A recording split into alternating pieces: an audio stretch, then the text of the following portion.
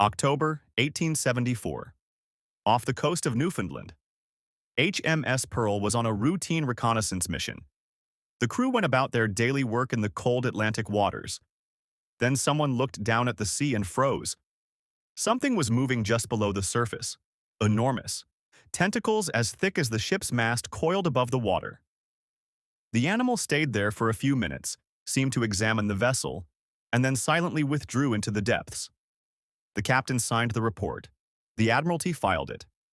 And that report, alongside hundreds of similar documents, gathered dust on a shelf for more than a century. These were not the tall tales of drunken sailors. These were official documents signed by trained officers. But scientists in London and Paris gave these reports a single answer. Impossible. They were wrong. Why were they so certain? To understand that, you need to grasp how the 19th century looked at the ocean. For centuries, humanity had been sailing the ocean's surface. But what lay beneath that surface was almost entirely unknown. With the technology of that era, a human being could descend perhaps 60 meters before the pressure became lethal. The ocean reaches depths of more than 10,000 meters. Think about those numbers. 99% of the ocean's volume was completely closed to human observation. Nobody knew what lived in that endless darkness. But scientists believed they did. There were theories. There were models. And according to those models, enormous cephalopods were biologically impossible. How would the muscles of an animal that size function? How would its metabolism generate sufficient energy? How could it dive to such depths? The theories had no answers. Therefore, the animal could not exist. It did not matter what was written in the ship's logs. The reports kept coming anyway. 1782. A French warship reported a tentacle as thick as a barrel wrapped around its bowsprit off the Azores. 1802. A British merchant vessel encountered what they estimated to be a 20-meter cephalopod in the Indian Ocean. 1813. A Royal Navy frigate logged an animal larger than the ship's own hull in the South Atlantic. Each time the same thing happened. The report was filed. Scientists shrugged. The officer lost credibility. Then 1861 arrived and things shifted. The French corvette Alecton encountered a massive cephalopod off the Canary Islands. This time, it was not a shadow seen from a distance. The animal was at the surface, visible, when the ship drew alongside it. The crew opened fire with rifles, threw ropes, attempted to haul it up with a winch. The soft tissue gave way against the cutting ropes. Only the tail section could be brought onto the deck. Captain Bouyer prepared a detailed report. He added drawings. He sent the preserved tissue to Paris. Scientists examined it. They announced their conclusion. Yes, this belonged to an unusually large cephalopod, but the verdict did not change. A strange anomaly, they said. A single specimen does not establish a rule. The sailors might have been right. But science was not yet ready. Then came Newfoundland, and everything changed. Between 1870 and 1880, strange things began happening along Canada's eastern coastline. Enormous cephalopods were becoming tangled in fishing nets. Dead specimens were washing ashore. And suddenly, scientists had real bodies they could touch, measure, and examine. One specimen from 1878 had tentacles exceeding 10 meters, eyes 25 centimeters across, total length approaching 17 meters. This was no longer legend. This was biology.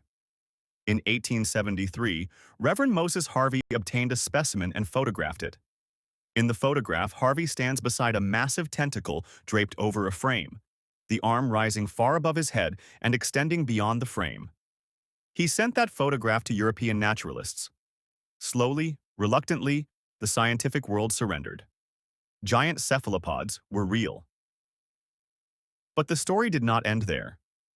Because one question remained unanswered. The largest confirmed specimen was roughly 18 meters, but maritime records spoke of animals exceeding 30 meters. Scientists dismissed these again. Estimation error, they said. Panic exaggerates, they said. Then, in the 1920s and 30s, whalers in Antarctic waters noticed something interesting. Sperm whales carried sucker scars far larger than anything a known giant squid could produce. Something else was living out there. That something emerged in 1981. A Soviet trawler caught a female specimen in the Ross Sea. It was different from the known giant squid. Heavier, wider body. Not suckers but rotating hooks. The scientific community confirmed a new species, Mesonychoteuthis hamiltoni, the colossal squid. In 2007, New Zealand fishermen caught a specimen in the same waters exceeding 10 meters and 500 kilograms. But this was still a juvenile. Adults were estimated to reach far greater sizes. And the eyes.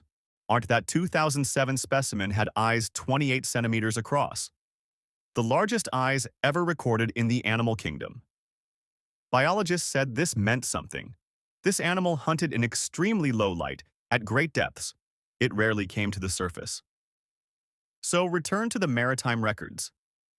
If giant squid reach 18 meters and colossal squid grow considerably larger, then reports describing animals of 15 to 20 meters were not exaggerations. They were accurate observations. What about the truly large reports? The ones describing animals exceeding 30 meters? This is where it gets complicated. We have no specimens that size. We never have. But we know these animals continue growing throughout their lives. A giant squid that lives longer grows larger. In the cold, nutrient-limited environment of the deep ocean, where predation pressure is lower, it is theoretically possible for an animal to reach extreme age and extreme size. There is also an observation problem. A sailor who sees tentacles at the surface is not seeing the whole animal. He sees a portion and estimates the rest. 9 meters of tentacle thrashing at the surface could point to a total animal of 18 to 22 meters. If the estimate is wrong, you are not a liar. You are working with incomplete data. This does not explain everything, but it explains most of it. Until 2004, no one had ever filmed a living giant squid in its natural habitat. Consider that. We had specimens since the 1870s. For 130 years, we had known its scientific name. But we had never seen it in its own world, in its own depths, living its own life. A Japanese team led by Tsunemi Kubadera set up a deep-sea camera off the Japanese coast. They used bait. They waited. And finally, 900 meters down, the camera caught something. A giant squid was attacking the bait, tentacles wrapped around it. The hooks and the suckers were clearly visible.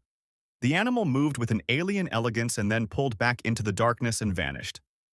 For the first time in human history, we had filmed a giant squid alive in the deep sea.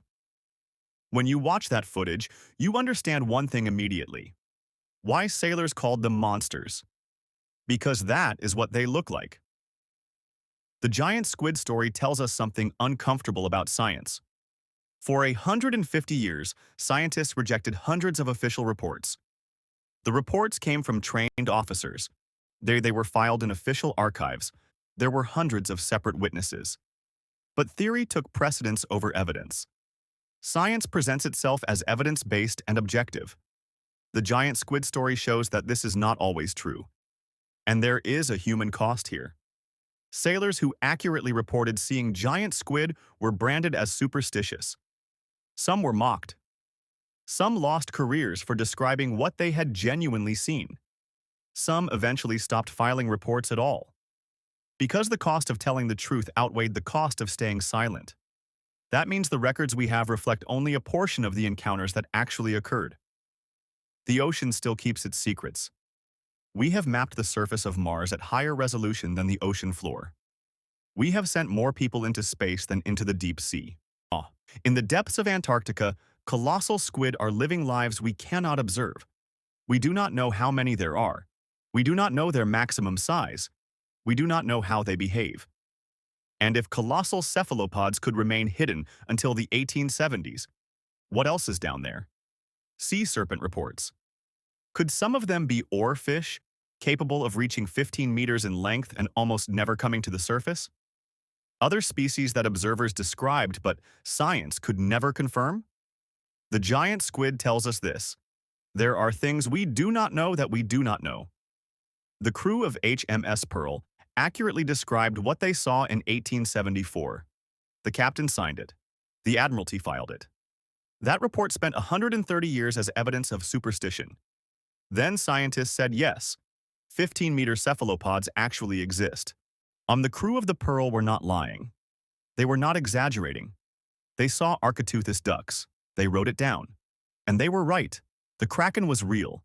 Not metaphor, not legend. A real animal described in hundreds of official documents, rejected for 150 years, and ultimately confirmed by science. Some legends are not actually legends. Some monsters are simply animals whose scientific names we have not yet assigned. And the ocean never tells us how many more it is keeping from us. If this story caught your attention, there is another one directly connected to it. The story of other species living in the ocean, depths that still cannot be fully described. That video is on screen now. Subscribe if you want more of this. Every week I open up the truths that lie just below the surface.